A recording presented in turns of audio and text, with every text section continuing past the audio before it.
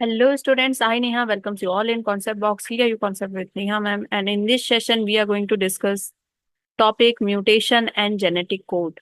What is mutation? Mutation is sudden and rapid change. इसकी वजह से इवोल्यूशन भी आता है एंड म्यूटेशन की वजह से ही बहुत सारे डिजीज भी कॉज करते हैं एंड कभी कभी म्यूटेशन की वजह से ही अगर दो पेरेंट उनकी आईज का कलर ब्लैक है और फैमिली में कहीं दूर दूर तक किसी के आईज का कलर ब्लू नहीं है तो सडन आप देखते हैं कि बच्चे में ब्लू आईज आ जाते हैं या ग्रे आईज आ जाते हैं। तो वो भी क्यों होता है? क्योंकि जीन में सडन थोड़ा सा म्यूटेशन हो जाता है। स्लाइट म्यूटेशन की वजह से एक जेनेटिक डिजीज कॉज हो जाता है जो कि पीढ़ी दर पीढ़ी चलता ही रहता है। सो mutation, the relationship between genes and DNA are best understood by mutation studies. Relationship between genes और डीएनए के बीच में क्या रिलेशन है ये हम म्यूटेशन से ही समझ सकते हैं। एक छोटा सा डीएनए सीक्वेंस अगर चेंज हो जाए तो कंप्लीट कंप्लीट जो स्ट्रक्चरल जीन है ना वो कंप्लीट चेंज हो जाता है। अमीनो एसिड चेंज हो जाते हैं। ऐसा क्यों होता है? अगर यहाँ से क्वेश्चन आता है DNA genes are related, DNA genes and mutation are related, तो रीजन उसमें कुछ आपको इस तरह से दे सकता है कि डीएनए में सडन चेंज या फिर डीएनए के एक सिंगल बेस पेयर में चेंज की वजह से पूरा का पूरा जीन चेंज हो जाता है और म्यूटेशन कॉज करता है। कोई डिजीज अगर आ जाती है तो वो रीजन क्या होगा? सही होगा, क्योंकि डीएनए से बनता है एमआरएनए, एमआरएनए से बनता है प्रोटीन। तो डीएनए के एक सीक्वेंस में चेंज आएगा तो एमआरएनए जो बनने वाला है वही बिगड़ जाएगा। फिर उसको देख करके जो अमीनो एसिड बनने वाले वो अमीनो एसिड सही नहीं बनेंगे और फाइनली हेंस आपका जो प्रोटीन है वही गलत बनेगा। So you have studied about mutation and it's affect in chapter 4। Chapter 4 में मैंने बहुत डिटेल में कितने तरह के म्यूटेशन होते हैं, क्रोमोसोमल, जेनेटिक, सबको मैंने बहुत डिटेल में बताया। ट्रांजिशन, ट्रांसवर्सल, अगर नहीं देखा है तो वो लेक्चर जरूर देखना, बहुत डिटेल में समझाया हुआ है। Effect of large deletion and rearrangement in a segment of DNA are easy to comprehend. अगर लार्ज डिलीशन है, रीअरेंजमेंट, पूरा का पूरा डीएनए का रीअरेंजमेंट है तो इसको हम इजिली देख सकते हैं, इजिली इंडिविजुअल में भी सीन होने लगता है। It may result in loss और gain of a gene and so of function. ये किसकी वजह से हो सकता है कि एक सिंगल जो है ना जीन लॉस हो गया या फिर गेन हो गया और उसकी वजह से फंक्शन भी क्या हो रहे हैं? अफेक्टेड हो रहे हैं। The effect of point mutation will be explain here. Point mutation को यहाँ पे बताया गया एंड वी नो कि पॉइंट म्यूटेशन का जो सबसे बड़ा एग्जाम्पल है जाना माना that is sickle cell anaemia. And sickle cell anaemia किस तरह का पॉइंट म्यूटेशन है? ट्रांसवर्शन टाइप का। ट्रांसवर्शन, दो तरह का पॉइंट म्यूटेशन होता है, ट्रांजिशन एंड ट्रांसवर्सन। ये मैंने आपको पहले ही बता दिया। दो तरह का पॉइंट म्यूटेशन होता है, एक होता है ट्रांजिशन और दूसरा होता है ट्रांसवर्शन। ठीक है, तो ट्रांसवर्शन टाइप का सिकल सेल एनीमिया होता है जिसमें कि प्यूरिन जो है रिप्लेस होता है बाय द पिरीमिडीन। पिरीमिडीन, इसमें क्या होता है? जीएजी बनना होता है, जीएजी बनना होता है जो कि आगे चल के फिर एमआरएनए बनाता और क्या बनाता? ग्लूटामिक एसिड, ग्लूटामिक बनाता। लेकिन इसकी जगह पे क्या हो जाता है? जीटीजी, एडेनिन रिप्लेस हो जाता है किससे? टी से, मतलब प्यूरिन रिप्लेस हो जाता है पिरिमिडीन से। तो इसकी वजह से क्या बन जाता है? वेलिन बन जाता है, वेलिन बन जाता है। तो एक पॉइंट म्यूटेशन हो गया, लेकिन बाकी आगे पीछे के जो कोडॉन है ना वो सेम रहेंगे, सिर्फ एक जगह पे, एक जगह पे ये क्या है? इस तरह से अगर कोडॉन दिए हुए हैं यहाँ पर जी ए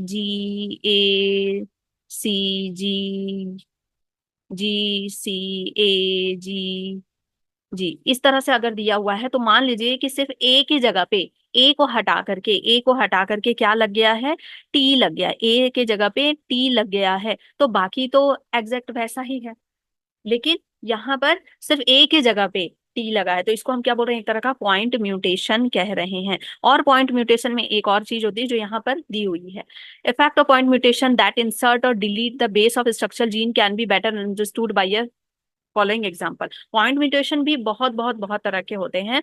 किसी किसी में तो बिल्कुल भी फर्क नहीं पड़ता। अगर स्टार्टिंग का आपको पता है, एक गॉबल हाइपोथेसिस होता है जिसमें क्या है, हम पता कर सकते हैं कि स्टार्टिंग के दो जो है ना कोडोन के जो दो नाइट्रोजन बेसिस हैं उसको देख करके ही डिसाइड हो जाता है कि कौन सा अमीनो एसिड आएगा। तो अगर वो दोनों सही हैं, मान लो जीटीजी, जीएजी के जगह पे ग्वानिन के जगह पे सी लगता तो फिर कोई डिजीज कॉज नहीं होता।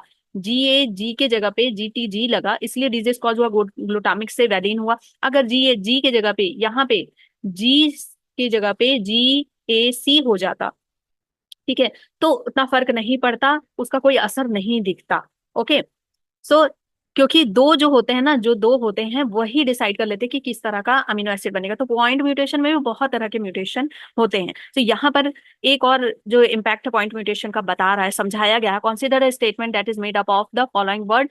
इन फॉलोइंग वर्ड को क्या बोला गया है कि आप जेनेटिक कोड समझो। Let this words are genetic code. तो जेनेटिक कोड तीन तीन के पेयर में होते हैं, ठीक है, तीन तीन में होते हैं। तो राम हैज रेड कैप लिखा हुआ, तो इसका मीनिंग समझ में आ रहा है। जैसे मान लो सीता हैज ब्लू आईज, कि ये कोड है कि भाई सीता की ब्लू आईज हमको बनाना है। अब वहां पे इंसर्शन हुआ है, यहाँ पर क्या हुआ है, इंसर्शन हुआ है, यहाँ पर इंसर्शन हुआ है। ओके, तो क्या बन गया, राम हैज ब्रीड का, मतलब कि एक इंसर्ट हो गया, उसकी वजह से आगे का पूरा चेंज हो रहा है। If you insert the letter B in between has and red, the rearrangement statement would be read as follows. तो इसकी वजह से आगे का पूरा चेंज हो गया, ठीक है। और अगर वो सिर्फ यहाँ पे आर को हटा करके बी लग जाता तो आगे का पूरा शिफ्ट नहीं होता, आगे का पूरा चेंज नहीं होता। चूंकि यहाँ पे इंसर्शन हुआ है, या फिर मान लीजिए रेड के जगह पे आर ई तो सही रहते, और डी अगर डिलीट हो जाता तो क्या हो जाता, रैक बन जाता, आगे क्या बनता, रैक बन जाता। फिर ए पी आगे कुछ भी अगर रहता, मान लो पी रहता, तो इस तरह का अरेंजमेंट हो जाता। तो एक सिंगल सिंगल नाइट्रोजन बेस के अफेक्ट होने से, इंसर्शन एंड डिलीशन की वजह से पूरा का पूरा अमीनो एसिड चेंज हो जा रहा है, और हेंस प्रोटीन चेंज हो जा रहा है। सो फ्रेम शिफ्ट, अब इसके अलावा frame shift, insertion and deletion है। एक और बात, इससे क्वेश्चन आता है, सिकल सेल एनीमिया से काफी क्वेश्चन आता है। तो सिकल सेल एनीमिया का एक एक कॉन्सेप्ट आपको क्लियर होना चाहिए कि किस तरह का म्यूटेशन है, ट्रांसवर्सल है, ट्रांजिशन है। ट्रांजिशन में बच्चे प्यूरिन से प्यूरिन ही कन्वर्ट होता है, एंड पिरिमिडीन से पिरिमिडीन ही कन्वर्ट होता है। और ट्रांसवर्सन में बिल्कुल ट्रांसफॉर्म हो गया, तो प्यूरिन से पिरिमिडीन बनेगा, पिरिमिडीन से प्यूरिन बनेगा। ओके, और सिकल सेल एनीमिया में एक सिंगल चेंज की वजह से, इस सिंगल चेंज की वजह से, ग्लूटामिक के वैलिन बनने की वजह से, जो आरबीसी का स्ट्रक्चर होता है ना, आरबीसी का स्ट्रक्चर ऐसा होता है, और आरबीसी का स्ट्रक्चर कैसा बन जाता है, सिकल शेप का हो जाता है। नाउ फ्रेम शिफ्ट जो म्यूटेशन होता है, फ्रेम शिफ्ट, इंसर्शन और डिलीशन। फ्रेम शिफ्ट म्यूटेशन भी दो तरह का होता है, या तो इंसर्ट होगा या फिर डिलीट होगा। Okay, wait a minute, record हो रहा है कि नहीं, हाँ ठीक है, हो रहा है। या तो इंसर्ट होगा कोई नाइट्रोजन बेस, या फिर डिलीट होगा। सो इंसर्शन और डिलीशन ऑफ थ्री और इट्स मल्टीपल बेसिस, इसमें क्या है कि इंसर्ट हो रहा है कि पूरा का पूरा तीन तीन बेस इंसर्ट हो जा रहे हैं। मान लो ये पूरा का पूरा एक्स्ट्रा आ जा रहा है, बी एक्स्ट्रा आ गया, पी सी एक्स्ट्रा आ गया, या फिर तीन डिलीट ही हो गए। मान लो रेड पूरा डिलीट हो गया और सिर्फ क्या बच गया, राम हैज कैप हो गया। सो सीता हैज आई हो गया। किस तरह की आई बनाना है पता नहीं, बीच का जो है ना, जो मेन था कि किस तरह कलर देना, वही गायब हो गया। तो भाई अब बॉडी जो जीन है वो अपने हिसाब से कोई भी कलर दे देंगे। हो सकता है दोनों आईज के जो है ना, जो पीपल, उन दोनों का कलर ही अलग हो। हाँ, ऐसा हो सकता है, तो अपने मन से कुछ भी आईज का कलर दे देंगे। इंसर्ट और डिलीट इन वन और मल्टीपल कोडॉन, हैंस वन और मल्टीपल अमीनो एसिड। तो इंसर्शन डिलीशन की वजह से क्या होता है कि ये कोडॉन, तीन कोडॉन आ गए या तीन कोडॉन चले गए, तो उसकी वजह से नए जो अमीनो एसिड हैं वो पूरे के पूरे मल्टीपल अमीनो एसिड अफेक्टेड हो जाएंगे, हैंस पूरा का पूरा अल्टर हो जाएगा, ठीक है, पूरा प्रोटीन ही बिगड़ जाएगा। Next, the tRNA. अब हम ट्रांसलेशन की ओर जा रहे हैं, तो ट्रांसलेशन पढ़ने के लिए हमको टीआरएनए को जानना जरूरी है। टीआरएनए को हम एडेप्टर मॉलिक्यूल कहते हैं, क्योंकि क्यों कहते हैं एडेप्टर, एडेप्टर में क्या होता है, एडेप्टर दो तरफ तरफ से कनेक्टेड होता है ना। तो ऐसे ही हमारा जो टीआरएनए होता है ना, वो दो तरफ से कनेक्टेड होता है। एक तरफ तो उसके पास एंटी कोडॉन लूप है, एक तरफ तो उसके पास क्या है, एंटी कोडॉन लूप है, जिसमें कि वो एमआरएनए में जो भी कोड लिखा हुआ है, मान लो यहाँ पे यू यू यू लिखा है, सॉरी यू यू, चलो यू यू ए ही लिखा है, तो यहाँ इसके पास क्या लिखा होगा, ए यू लिखा होगा। ओके, तो इसको देख करके यहाँ इसके पास अमीनो एसिड अटैचमेंट साइट होगा, जहां पर ये अमीनो एसिड को अटैच करेगा। ए यू से कौन सा अमीनो एसिड बनता है उसको अटैच करेगा, ठीक है। हमारी बॉडी में बहुत सारे अलग अलग तरह के टीआरएनए पाए जाते हैं, और सबके पास एक अलग तरह का, सोचो कि कितने टीआरएनए होंगे, क्योंकि सबके पास ये ना अलग तरह का एंटीकोडॉन प्रेजेंट होता है। मान लो यहाँ पर प्रेजेंट है यू यू यू, ठीक है, यू प्रेजेंट है, तो वही टीआरएनए आकर के यहाँ पर लगेगा, वही टीआरएनए आकर लगेगा जिसके पास क्या एंटीकोडॉन होगा, यहाँ पर यू का क्या हो जाएगा, ए हो जाएगा, जिसके पास ए होगा वही टीआरएनए आकर यहाँ पर लगेगा, कोई दूसरा टीआरएनए आकर यहाँ नहीं लगेगा। Is this clear? तो इस तरह से बहुत सारे टीआरएनए ऐसे घूमते रहते हैं वहां पर, ठीक है। और इन टीआरएनए को बनाया जाता है किससे? ट्रांसक्रिप्शन प्रोसेस के थ्रू बनाया जाता है। और टीआरएनए को कौन सा पॉलीमरेज बनाता है, ये आप मुझे कमेंट बॉक्स में कमेंट करके बताएंगे, क्योंकि मैंने इसकी ट्रिक दी थी कैसे याद रखना। कमेंट बॉक्स में अभी कमेंट करके बताओ कि टीआरएनए को कौन सा आरएनए पॉलीमरेज बनाता है यूकैरियोट्स में। ओके, इतनी बात क्लियर हो गई। एंड ये यहाँ पर ये डी लूप प्रेजेंट होता है और ये टी लूप प्रेजेंट होता है। ओके, एंड ये है amino acid attachment site, amino acid attachment site. यहां पर ये अमीनो एसिड को अटैच करता है, और ये हो गया एंटीकोडॉन, एंटीकोडॉन। ओके, ये एंटीकोडॉन साइट हो गया इसका। तो जो टीआरएनए है ना, वो बिल्कुल ऐसा मजदूर की तरह है। पिछले वाले में मैंने आपको कहानी बताई थी कि जो न्यूक्लियस है, न्यूक्लियस के अंदर जो डीएनए है, डीएनए क्या है, बाबा है, ऐसे बाबा है, वो बता रहे हैं कि भाई, हाँ बता रहे हैं कि अच्छी स्किन पाने के लिए ना, अच्छी स्किन पाने के लिए, या मान लो चलो घर में सुख शांति चाहिए तो तुमको ना ये चीजें चाहिए, ये सामग्री चाहिए, ठीक है, इस तरह से।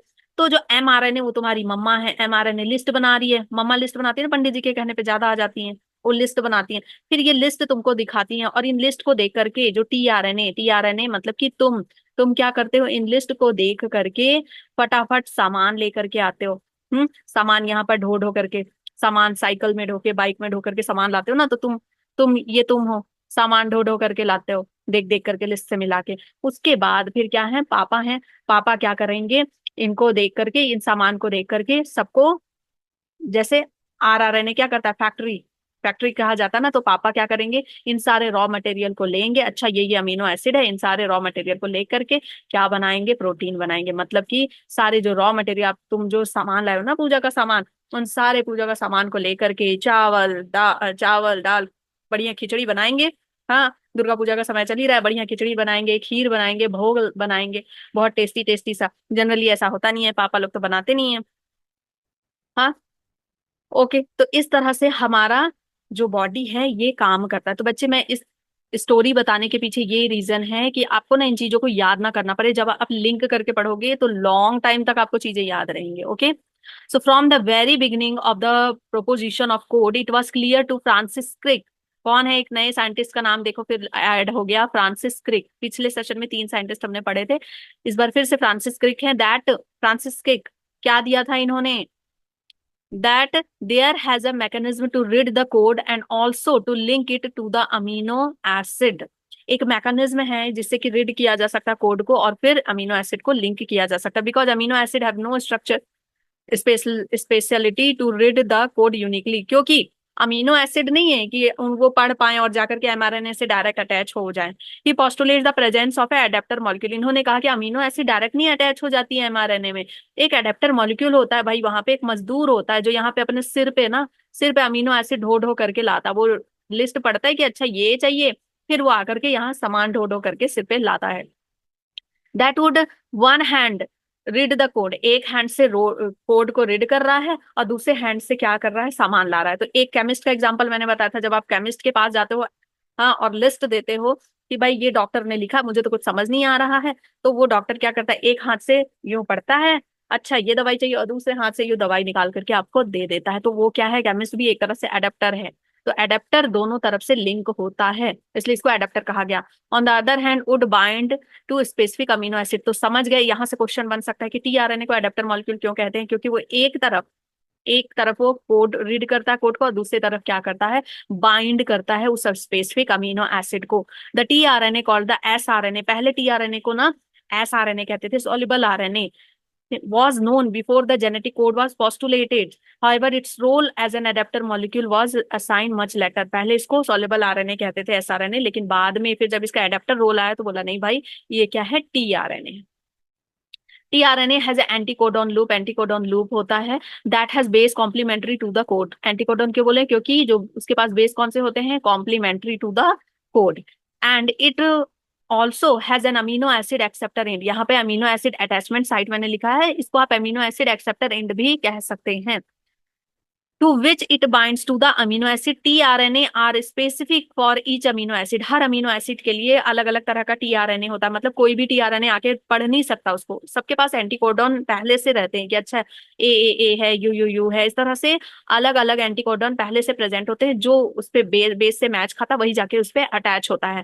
For initiation and there are 15%. यही मैं लिखते लिखते रह गई थी. 15% tRNA. ठीक है, जितने आरएनए ना उसमें 15% टीआरएनए प्रेजेंट होता है. सबसे ज्यादा जो आरएनए प्रेजेंट होता है वो आपका आरआरएनए होता है, और सबसे कम प्रेजेंट होता है that is mRNA. Another specific that is refer to as the initiator RNA. देखो, इनिशिएशन करने के लिए स्पेसिफिक टाइप का टीआरएनए प्रेजेंट होता है जिसको इनिशिएशन आरएनए बोलते हैं, इनिशिएशन टीआरएनए बोलते हैं. And there is no tRNA for stop codon. यहाँ से इंपॉर्टेंट क्वेश्चन बनता है कि अगर आपको लगे कि इनिशिएशन के लिए कोई टीआरएनए तो जरूर स्टॉप करने के लिए भी टीआरएनए होगा, लेकिन ऐसा नहीं है. इनिशिएशन के लिए टीआरएनए लेकिन स्टॉप करने के लिए कोई टीआरएनए नहीं है. The secondary structure of tRNA has been depicted as look as a clover leaf. ठीक है, तो 2D स्ट्रक्चर जो इसका होता है वो कैसा होता है? Clover leaf life. ये जो स्ट्रक्चर है ये कौन सा स्ट्रक्चर है? Clover leaf. और इसका जो 3D स्ट्रक्चर होता है वो 3D स्ट्रक्चर होता है वो इसका इस तरह से ऐसे, इस तरह से ऐसे इन्वर्टेड एल शेप का होता है. कौन सा शेप? इन्वर्टेड एल शेप का होता है. ये इस टाइप का जो आप देख रहे हो इन्वर्टेड एल शेप का होता है 3D structure. In actual the tRNA is compact molecule look like inverted L shape. तो पता होना चाहिए कि क्लोवर लीफ जैसा तो लगता है, इन्वर्टेड एल जैसा भी लगता है. ओके, तो अभी तक हमने क्या समझा कि टीआरएनए जो है एडेप्टर मॉलिक्यूल की तरह काम करता है. उसके पास एंटीकोडॉन लूप है, उसके पास अमीनो एसिड एक्सेप्टर एंड है, और इनिशिएशन करने के लिए अलग टीआरएनए है, स्टॉप करने के लिए कोई टीआरएनए नहीं है. क्लोवर शेप जैसा क्लोवर लीफ से जैसा लगता है और इन्वर्टेड एल जैसा लगता है, और बहुत सारे टीआरएनए प्रेजेंट होते हैं. हर अमीनो एसिड के लिए अलग टीआरएनए होता है.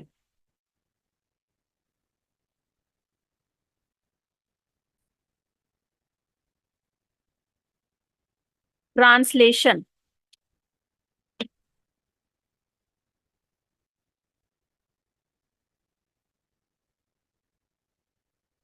Now come to translation. Translation refers to the process of polymerization of amino acid to form a polypeptide. इसका मतलब ये है polymerization मतलब कि छोटे छोटे मोनोमर्स को जोड़ना. ठीक है, एडिंग ऑफ मोनोमर, बहुत सारे मोनोमर्स को जोड़ना.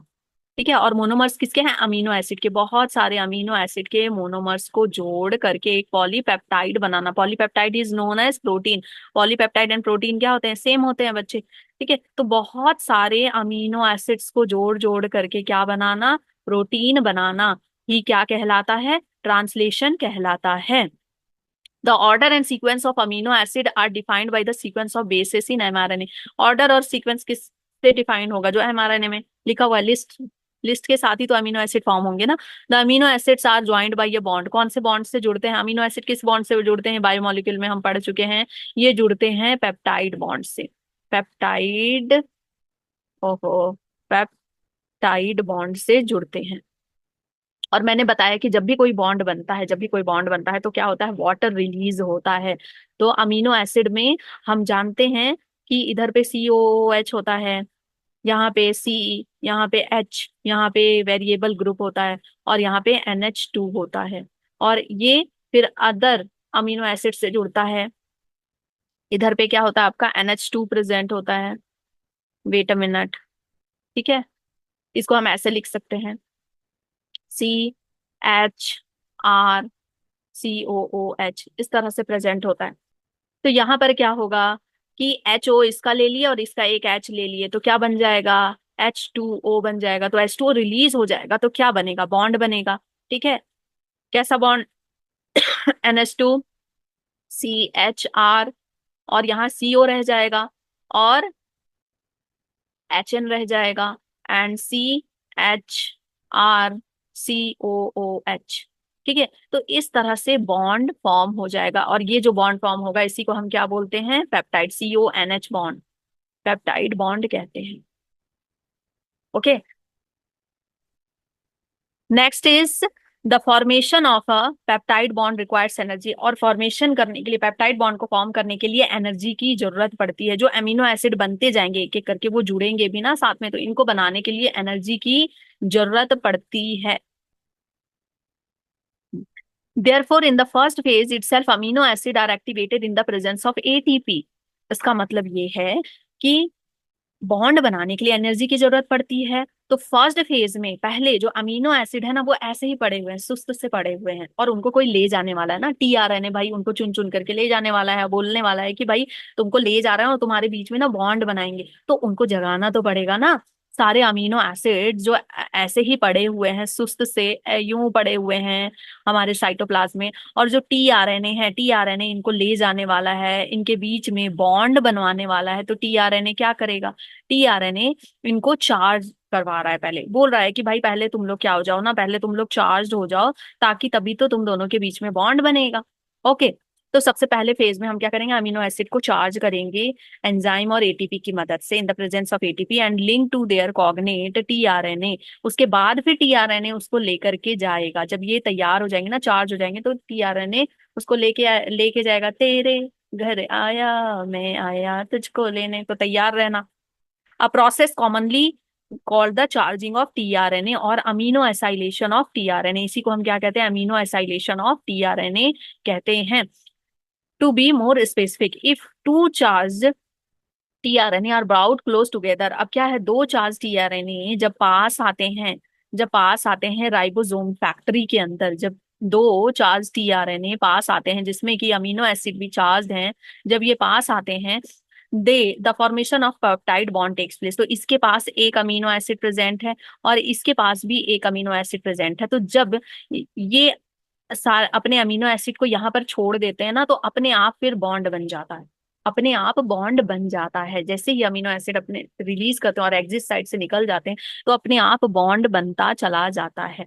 Is this clear? तो यहाँ से काफी क्वेश्चन आपके बन रहे हैं कि क्यों जरूरत पड़ती है, क्यों जरूरत पड़ती है चार्ज करने की। दूसरा क्वेश्चन बनता है कि पेप्टाइड बॉन्ड को जो एनर्जी की जरूरत बन पड़ती है, वो एनर्जी कहाँ से आता है, और अंदर में जो अमीनो एसिड हैं वो कैसे अपने आप जुड़ जाते हैं। तो इस तरह के कॉन्सेप्चुअल क्वेश्चन काफी बन रहे हैं यहाँ से। सो अब हम देख लेते हैं कि एक्टिवेशन ऑफ टीआरएनए कैसे होता है। सो अमीनो एसिड है पड़ा हुआ है कहाँ पे, साइटोप्लाज्म में, एटीपी वहीं पर है। तो अमीनो एसाइल टीआरएनए सिंथेटेज एक एंजाइम है, बिना एंजाइम के तो कोई काम होगा नहीं, ठीक है। तो ये एंजाइम है, याद नहीं करना है नाम, अमीनो एसिड से अमीनो एसाइल टीआरएनए सिंथेटेज, ठीक है, क्योंकि इसमें हम टीआरएनए की ही बात कर रहे हैं। तो ये क्या करेगा, इन दोनों को, अमीनो एसिड और एटीपी को जोड़ने का काम करेगा। तो अमीनो एसिड और एटीपी से, अमीनो एसिड को सिर्फ एक ही फॉस्फेट चाहिए, दो फॉस्फेट को वो जाने देता, ठीक है। तो एएएएमपी कॉम्प्लेक्स बन गया। एएएएमपी कॉम्प्लेक्स जब बन गया, फिर टीआरएनए के पास गया कि भाई मैं तो रेडी हो गई, मेरे को लेकर के चलो अब तुम। तो जब ये एक दूसरे के साथ अटैच हो गए, तो फिर एएटीआरएनए बन गया, और एएमपी जो था, कहा कि भाई अब तो तुम्हारा कोई काम नहीं है, तो एएमपी को हटा दिया गया, और जो एंजाइम था, कॉम्प्लेक्स जो एंजाइम बना था, उसे भी रिलीज कर दिया गया। तो समझो कि इस तरह से अमीनो एसिड पड़ा हुआ है, ठीक है, एटीपी भी पड़ा हुआ है, और एंजाइम है, ठीक है। ये जो है एंजाइम, इस तरह से ये एंजाइम है। Okay, amino acid tRNA synthetase. इसमें क्या होगा, इसमें क्या होगा कि अमीनो एसिड आ जाएगा और एटीपी आ जाएगा, तो ये क्या बन जाएगा, एएएएमपी कॉम्प्लेक्स बन जाएगा। और ये एएएएमपी कॉम्प्लेक्स जब जाएगा, इसको देख करके टीआरएनए खुश हो जाएगा, ठीक है। जो टीआरएनए है अपना, ये खुश हो जाएगा कि अच्छा तुम तैयार होके आ गई, अब चलो चलते हैं अपन। हाँ, तो जब ये मिल जाएंगे, तो इसमें एंजाइम को फ्री छोड़ दिया जाएगा, ये और एएमपी को फ्री छोड़ दिया जाएगा। क्योंकि इसको किससे मतलब है, इसको किससे मतलब है, ये जो है ना, ये समझ लो कि अमाइनो एसिड के घर मतलब भाई भाई है, ये ना लेकर के आया है किसको, अपनी बहना अमीनो एसिड को लेकर के आया है। ओके, तो ये बोल रहा भाई भैया आपका क्या काम है, अब आप चले ही जाओ, है ना। एंजाइम ऐसे भी प्रोडक्ट बनाने के बाद निकल जाता है, तो आप चले जाओ। एएमपी भाई बहना तुम्हारा भी कोई काम नहीं है, तुम भी चले ही जाओ। मुझे सिर्फ किससे काम है, मुझे सिर्फ किससे काम है, अमीनो एसिड, जो मेन जो दुल्हन है, सिर्फ अमीनो एसिड, उसी से काम है। तो अमीनो एसिड को ये यहाँ पे जोड़ लेगा। Is this clear? Amino acid को यहाँ पे जोड़ लेगा, बाकी एंजाइम और एएमपी को रिलीज कर देगा। सो अब ये क्या हो गया, एक्टिव हो गया। अब ये एक्टिव हो गया क्योंकि अमीनो एसिड इसके पास जुड़ गया है, और अब ये जा रहा है कहाँ, एमआरएनए में कोडिंग करने। जहां पे इसका सीक्वेंस मिल जाएगा वहां पे जाके ये चिपक जाएगा। Is this clear? Would be favored energetically. The presence of catalyst would enhance the rate of peptide formation. ये कौन सा कैटलिस्ट है? राइबोजाइम है, जो कि पेप्टाइड बॉन्ड फॉर्मेशन में हेल्प करता है। The cellular factory responsible for synthesis of protein is ribosome. हमको पता है कि राइबोसोम प्रोटीन फैक्ट्री है। क्योंकि हम ट्रांसलेशन पढ़ रहे हैं तो हमने एमआरएनए पढ़ लिया है ऑलरेडी ट्रांसक्रिप्शन में, टीआरएनए अभी पढ़ लिया है, तो हमको आरआरएनए भी पढ़ना बहुत जरूरी है, और आरआरएनए ने सबसे ज्यादा अमाउंट में पाया जाता है। और इसमें कह रहा है कि जो राइबोसोम है, राइबोसोम किस किस चीज का बना हुआ होता है? आरआरएनए का बना हुआ होता है, ये हमको पता है, और प्रोटीन का मिलकर के बना हुआ होता है। और राइबोसोम बनता कहाँ है? न्यूक्लियोलस के अंदर बनता है। न्यूक्लियोलस के अंदर बनने के बाद फिर वो बाहर जाकर के एंडोप्लाज्मिक रेटिकुलम से चिपक जाता है। The ribosome consist of structural RNA, structural RNA का बना हुआ होता है और प्रोटीन का बना हुआ होता है। कितने? 80 डिफरेंट टाइप के प्रोटीन का। तो यहाँ से क्वेश्चन आ सकता है कि 80, 60, 40 कुछ भी नंबर दे सकता है। तो 80 डिफरेंट टाइप ऑफ प्रोटीन का बना हुआ होता है। साथ में आरएनए, स्ट्रक्चरल आरएनए का बना हुआ आता है। जैसे कि मैंने पहले ही आपको बताया कि यूकैरियोट्स में 28S, हाँ 18S, 5.8S, 5S, इन तरह के आरएनए का बना हुआ होता है। In its active inactive site, जब ये इनएक्टिव होता है ना, तो ये अलग अलग इसके दो सब यूनिट होते हैं, ये हमको पता है, ठीक है। लार्जर लार्जर सब यूनिट एंड स्मॉलर सब यूनिट। स्मॉलर सब यूनिट, दो सब यूनिट होते हैं। तो लार्जर सब यूनिट और स्मॉलर सब यूनिट जो होते हैं ना, ये अलग अलग घूमते रहते हैं साइटोप्लाज्म में, अलग अलग घूमते रहते हैं। ओके। लेकिन जैसे ही एमआरएनए बन के बाहर आ जाता है, हमने क्या जाना कि न्यूक्लियस के अंदर डीएनए है, डीएनए से फिर क्या बना? एमआरएनए। एमआरएनए बाहर आ जाता है साइटोप्लाज्म में। एमआरएनए जैसे साइटोप्लाज्म में बाहर आता है, ये टीआरएनए अपना काम शुरू कर देता है, रीडिंग करना शुरू कर देता है। और उसी के साथ साथ हमारा जो राइबोसोम है, राइबोसोम भी अपना काम स्टार्ट कर देता है। एंड प्रोकैरियोट्स में बहुत सारे राइबोसोम लग जाते हैं। जो एमआरएनए है ना, उसके ऊपर बहुत सारे एमआरएनए लग जाते हैं, सॉरी राइबोसोम लग जाते हैं, बहुत सारे। मतलब कि 2, 3, 4 राइबोसोम लग जाते हैं। इसीलिए एक स्ट्रक्चरल जीन से, एक सेगमेंट से हमको अलग अलग तरह के प्रोटीन देखने को मिलते हैं, अलग अलग तरह के, इसलिए इनको पॉलीसिस्ट्रॉनिक भी कहा जाता है। और इसीलिए प्रोकैरियोट्स ना बहुत जल्दी वर्क करते हैं, कितने जल्दी जल्दी बड़े हो जाते हैं, कितने जल्दी जल्दी अपना फॉर्म चेंज कर लेते हैं। हमें वो चीजें नहीं हो पाती हैं, क्योंकि हमें भाई एक ही राइबोजाइम है। ओके। यही एक अकेला सिंगल जो राइबोसोम है, यही उछल उछल के बेचारा यहाँ ये रीड करेगा, फिर उछल के यहाँ आएगा, उछल उछल के यही सिंगल ए टाइप का ये जो है ना, यही उछल उछल के पूरा रीडिंग करता है। ओके। और फिर इसी से अमीनो एसिड का बॉन्ड बनता जाता है, और फाइनली इनको देख करके प्रोटीन बनता है। Okay, is this clear? तो मैं इसको यहाँ से इरेज कर देती हूँ, जगह कम है थोड़ा ना। It's exist as a two subunit, large subunit and small subunit. And आपको ये पता होना चाहिए कि यूकैरियोट्स में लार्जर सब यूनिट क्या होता है? 80S। यू एंड स्मॉलर वाला क्या होता है? 60S होता है। ओ सॉरी, 80S कहाँ है? एंड आपको ये पता होना चाहिए कि यूकैरियोट्स में जो लार्जर सब यूनिट होता है वो 60S होता है, और स्मॉलर सब यूनिट कैसे होता है? 40S। तो 60-40 मिलाकर के 80S टाइप का हमारे पास ये कैसा राइबोसोम है? यूकैरियोट्स में 80S टाइप का राइबोसोम होता है यूकैरियोट्स में। एंड प्रोकैरियोट्स में कैसा होता है? 70S टाइप का राइबोसोम होता है। और ये क्यों 60-40 मिलके 100 होने चाहिए, लेकिन 80 क्यों रह जाता है? Due to the attaching attachment, ये जिस तरह से होते हैं ना, उसकी वजह से होता है। क्यों? ये मैं ऑलरेडी पढ़ा चुकी हूँ बच्चे आप लोगों को, कि ये बिल्कुल उसी तरह से है कि पैन और पैन की ढक्कन, हाँ, पैन और पैन की ढक्कन को अलग अलग रखो तो उसका लंबाई कितना हो जाएगा? 12 सेंटीमीटर का। लेकिन पैन जब ढक्कन के अंदर आ जाता है तो टोटल लंबाई देखो तो 8 सेंटीमीटर है ना। तो वैसे ही है कि 60 और 40 सब यूनिट है, लेकिन जब ये इस तरह से बाइंड हो जाते हैं तो इनका टोटल क्या हो गया? 100 ना होकर के सिर्फ 80 ही रह गया। When a small subunit encounter an mRNA, very very important, और ये आपका PYQ है कि जब एक स्मॉल सब यूनिट ना देखता है कि अच्छा mRNA आ गया है, तो सबसे पहले जाकर के ये अटैच होता है। तो क्वेश्चन बनता है कि जैसे ही mRNA आता है तो कौन सा सब यूनिट जाके अटैच होता है? कौन अटैच होता है? स्मॉलर सब यूनिट जाके अटैच होता है। The process of translation of the mRNA to protein begin, जैसे ही ये अटैच्ड होता है, ये प्रोसेस जो है ट्रांसलेशन का स्टार्ट हो जाता है। एंड जो राइबोसोम है ना, इसमें 3 साइट होते हैं। राइबोसोम के जो लार्जर यूनिट है उसमें 3 साइट होते हैं, स्मॉलर यूनिट में नहीं, लार्जर यूनिट में। ये है आपका एक्सेप्टर साइट, एक्सेप्टर साइट, जिसको हम ए साइट भी कहते हैं। This one is the P site, P, sorry, peptidyl site, जिसको हम पी साइट भी कहते हैं। And this one is the exit, exit site, जहां से वो एग्जिट होगा, टीआरएनए एग्जिट होगा। ओके। तो ये कैसे वर्क करता है? सबसे पहले एक्सेप्टर साइट में आकर के नहीं लगेगा, जो पहला, सबसे पहला जो आपका टीआरएनए लगता है ना, वो यहाँ पर पेप्टाइडिल साइट पे लगता है। पेप्टाइडिल साइट पे लगता है, एंटीकोडॉन है उसके पास, ये पेप्टाइडिल साइट में आकर के लगता है। क्यों लगता है ये अलग कहानी है बच्चे, यहाँ पे कुछ फैक्टर वगैरह होते हैं, ठीक है, उनकी वजह से ये पेप्टाइडल साइट में पहले लगता है। पेप्टाइडल साइट से अमीन, ये राइबोजाइम कैसे है, सॉरी राइबोजाइम कह रही हूँ, राइबोसोम कैसे उछल रहा है ना, तो राइबोसोम जब ये इधर इधर की ओर आगे जाता है तो ये थोड़ा सा इधर शिफ्ट हो जाता है, ठीक है, ये शिफ्ट हो जाता है इस तरफ, और ये यहाँ आ जाता है, ये यहाँ आ जाता है, ये यहाँ आ जाता है, और अपने ऊपर ये जो अमीनो एसिड लिया हुआ है, जो अमीनो एसिड लिया हुआ है इसको छोड़ देता है।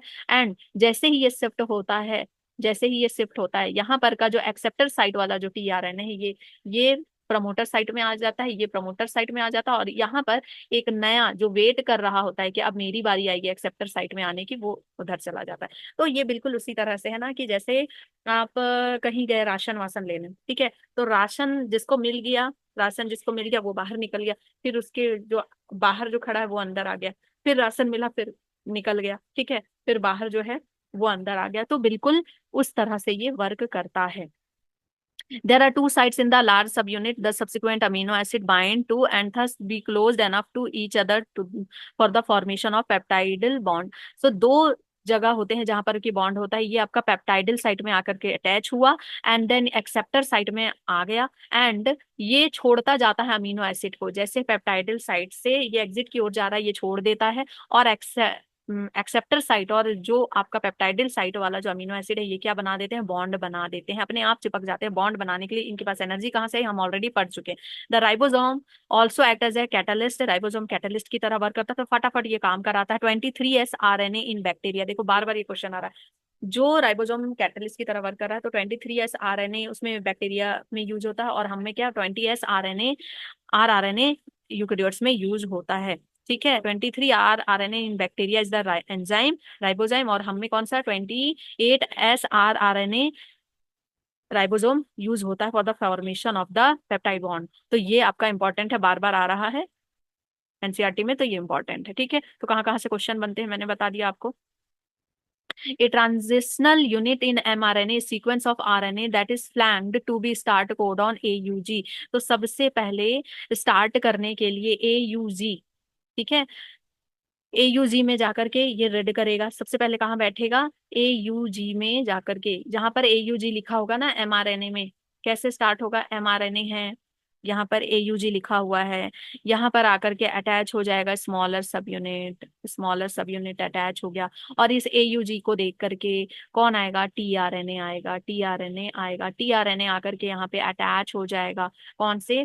पेप्टाइडिल साइट पे आकर के अटैच हो जाएगा, ठीक है, पेप्टाइडल साइट पे आएगा, एंड देन फिर ये आपका ये इस तरह से फॉर्म हो गया।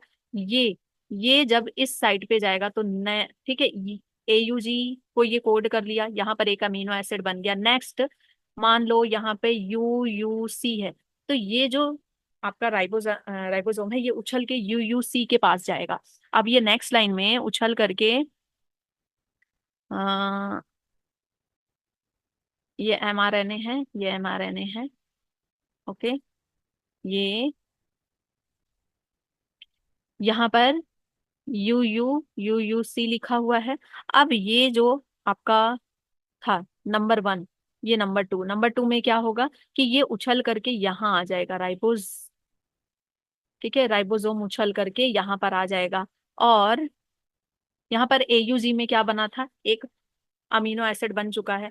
यहाँ पर एक और टीआरएनए आएगा जो कि इसको कोड करता हो, जो कि ये वाले यूयूसी को एंटी कोडन हो, मतलब AAG उसके पास हो, ठीक है।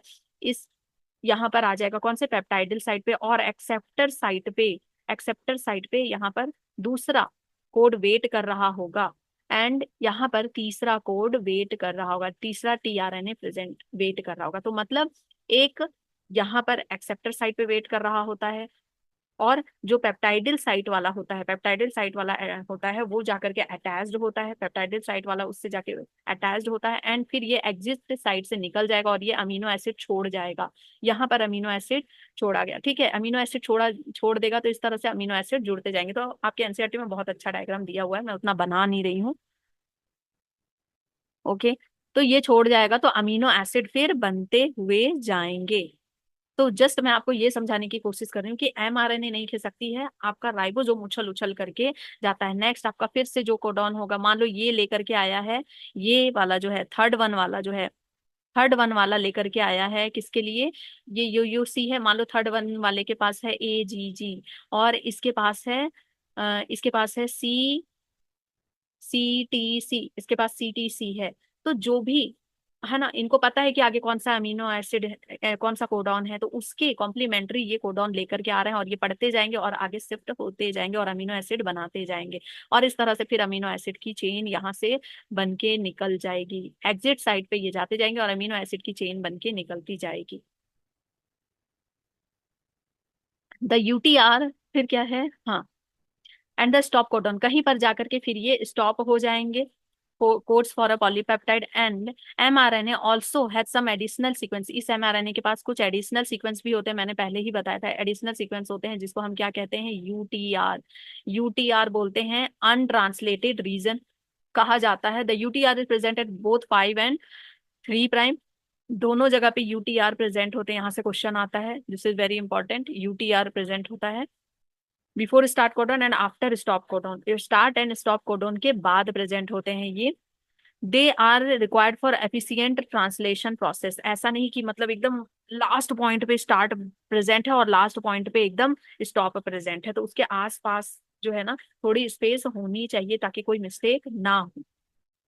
सो फॉर इनिशिएशन, और ये जो यूटीआर होते हैं ना, ये किसी चीज के लिए कोड नहीं कर रहे हैं। For initiation the ribozyme bind to the mRNA at the start codon, सबसे पहले कहाँ पर बैठेंगे, स्टार्ट कोडॉन पे राइबोजाइम जाकर के चिपक जाएगा। And that is recognise only by the initiator tRNA, कौन रिकॉग्नाइज करेगा, जाकर के जो इनिशिएटर टीआरएनए है ना, वो जाएगा और जाकर के AUG के लिए ये क्या रखा है, एंटी कोडॉन रखा हुआ है, AUG का एंटी कोडॉन ये क्या रखा हुआ है, UAC रखा हुआ है, ठीक है। तो ये UAC वाला जो टीआरएनए है वो जाएगा, बोलेगा अच्छा मुझे स्टार्ट करना है ना, mRNA आ गया तो मुझे स्टार्ट करना है प्रोटीन बनाने की प्रक्रिया, तो वो जाएगा जाकर के वहां पे अटैच हो जाएगा। तो जैसे ही वो जाकर के अटैच होगा, उसके ऊपर क्या हो जाएगा, वो एक फैक्ट्री के अंदर बंद हो जाएगा, उसके ऊपर एक कवरिंग आ जाएगी। तो कितना अमेजिंग है ना, वो जाकर के ऐसे अटैच हो जाएगा, उसके ऊपर एक कवरिंग आ जाएगी बड़ी सी राइबोजाइम की, नीचे और ऊपर की ओर। हाँ, बिल्कुल जैसे रोबोट वाला कुछ सिस्टम चल रहा हो। और जैसे ही वो बैठेगा, उसके बगल में फिर एक्सेप्टर साइट में एक और आ जाएगा कि भाई अब मेरी बारी है, नेक्स्ट तुम एग्जिट साइट में जाओगे, अब मेरी बारी है, तीसरा अमीनो एसिड बाहर वेट कर रहा होगा। The ribozyme proceed to the elongation phase of the protein synthesis. During this stage, complexes composed of amino acid linked to tRNA sequence bind to the appropriate codon in mRNA by forming complementary base pair with the tRNA anticodon। वही चीज है जो मैं बता रही हूँ कि अलग अलग जो tRNA है वो एंटीकोडॉन रखे होंगे, कॉम्प्लीमेंट्री बेस पेयर, और वो आकर के अटैच होते जाएंगे। तो बस ये याद रखना है कि सबसे पहले tRNA जुड़ता है, tRNA के बाद आपका कौन जुड़ रहा है, ये सबसे पहले कौन आ रहा है, टीआरएनए आ रहा है, किसको देख करके, AUG को देख करके आ रहा है, स्टार्ट कोडॉन को देख करके आ रहा है। और राइबोसोम में स्मॉल राइबोसोम सबसे पहले अटैच होगा, उसके ऊपर फिर लार्ज सब यूनिट लगेगा, ठीक है, स्मॉलर सब यूनिट पहले, फिर उसके ऊपर लार्जर सब यूनिट लगेगा। और कहाँ पर ये सबसे पहले अटैच होता है, पेप्टाइडल साइट पे अटैच होता है, फिर वो एग्जिट साइट पे चल जाता है, उसकी जगह पे एक्सेप्टर साइट वाला आ जाता है, और जैसे वो एग्जिट साइट पे जाता है और वो अमीनो एसिड को छोड़ देता है, जो अमीनो एसिड वो लेके आता है अमीनो एसिड को छोड़ देता है, और फिर अमीनो एसिड जुड़ते जाते हैं इस तरह से और बन जाता है protein. The ribozyme moves from codon to codon, ribozyme उछल उछल के कोडॉन कोडॉन जाता है along the mRNA. The amino acid are added one by one, translated into polypeptide sequence dedicate dictated by DNA represented by mRNA. At the end, a release factor binds to the stop codon. Lastly, एक release factor bind हो जाता है stop codon में, terminating translation, releasing the complete polypeptide from the ribosome. Okay तो last में आपका stop codon होगा जो कि स्टॉप कर देगा ट्रांसलेशन को। So this was the end of this session, and next class में हम पढ़ने वाले हैं जीन एक्सप्रेशन, एंड जितने भी टॉपिक बचे हैं ना सब हम उसको कंप्लीट कर लेंगे बहुत ही इंटरेस्टिंग वे में। So I hope you like the lecture. If you like the lecture don't forget to like share and subscribe, and जो भी क्वेश्चन मैंने बताए हैं उन सबको क्वेश्चन मार्क जरूर कर लेना कि यहाँ यहाँ से क्वेश्चन बनता है। बाय बाय, टेक केयर, पढ़ते रहिए।